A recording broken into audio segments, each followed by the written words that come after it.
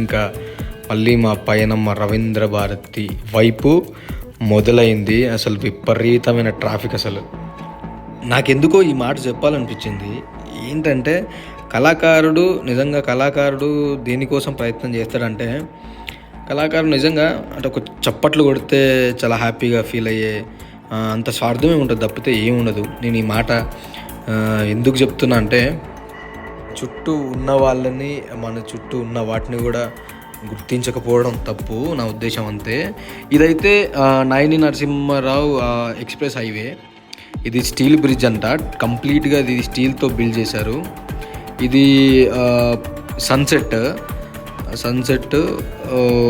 అది చాలా లాంగ్ ఉంది. ఇది చాలా లాంగ్ ఉంది. మనకు లెఫ్ట్ సైడ్ వ్యూ అయితే ఇట్లా ఉంది, ఇంకా రైట్ సైడ్ వ్యూ అయితే మనకు ఇట్లుంది.